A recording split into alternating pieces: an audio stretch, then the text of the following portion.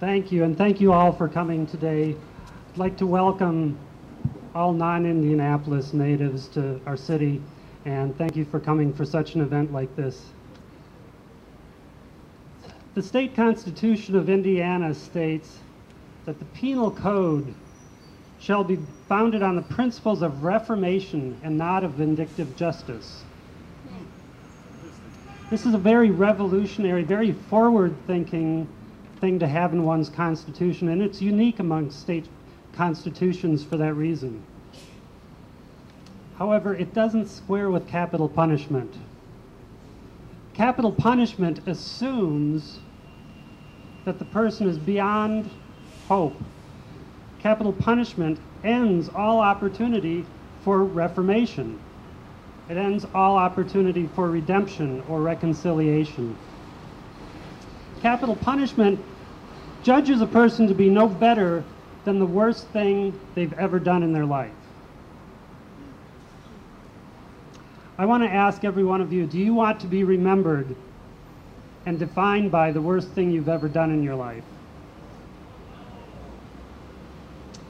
I've always been opposed to capital punishment and been involved with abolitionists that argue instead for alternatives. Well, one of the alternatives we have in Indiana is life without parole. I don't see this as a much better alternative, frankly. I find the same sort of problems with life without parole, that we're throwing away a human being. But after arguing with abolitionist friends for years about this issue, I learned about the case of Stanley Williams in California. He's also known as Tookie Williams. He was one of the co-founders of the Crips, and he's now on death row at San Quentin. He's convicted of 4 murders. Since being on death row at San Quentin, he's been nominated for the Nobel Peace Prize. Mario Fair, a member of the Swiss Parliament, found that the work he's done from behind bars to keep kids out of gangs is worthy enough of a nomination for the Nobel Peace Prize.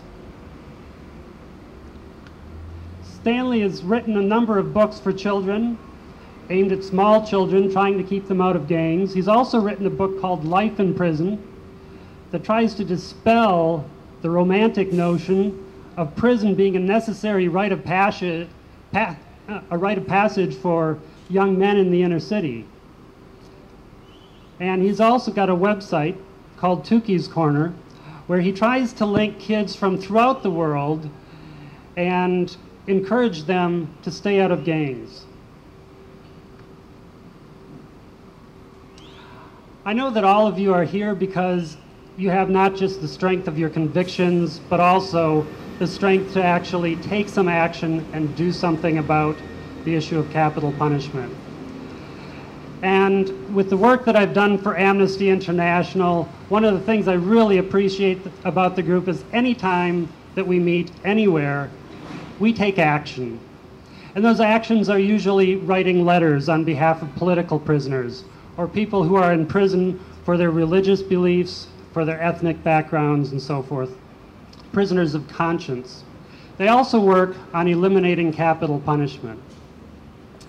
And I want to encourage all of you that are not yet Amnesty International members to consider joining us in writing letters to the officials in this country and throughout the world to end capital punishment. They make this very easy in the United States. The United States chapter of Amnesty has a website with an excellent action center. You can sign up for their action center and be notified anytime that there's an action on behalf of people that are facing execution. They also have a number of other campaigns, LGBT issues, torture. There are a lot of different actions that you can sign up to be notified of when they are in desperate need of somebody to do something. You might wonder if simply writing a letter or calling an official has any impact. And Amnesty has worked since 1961 to help free more than 40,000 prisoners of conscience through these sorts of actions. I want to read you just a short quote from a former prisoner of conscience from the Dominican Republic whose case was championed by Amnesty International. She says, "When the first 200 letters came, The guards gave me back my clothes. Then the next 200 letters came, and the prison director came to see me. When the next pile of letters arrived, the director got in touch with his superior. The letters kept coming and coming, 3,000 of them. The president was informed. The letters still kept arriving, and the president called the prison and told them to let me go. There's another case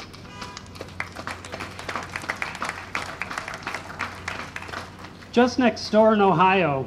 There's another case that Amnesty is working on right now regarding a man who is facing execution named John Spirko. He was set to die on September 20th. And I took an action probably a week ago online, sending an email to Governor Taft of Ohio, asking him to commute the execution. I just got information from Amnesty a couple days ago that this action has been changed, that on the order of Governor Taft, the execution has been stayed for 2 months, and he has ordered the Ohio Parole Board to rehear this case.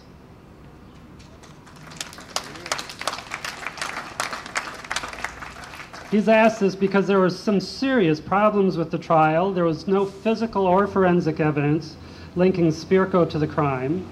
He maintains and has maintained all along that he was innocent of the murder. The prosecutors say that he conspired with a man named Delaney Gibson.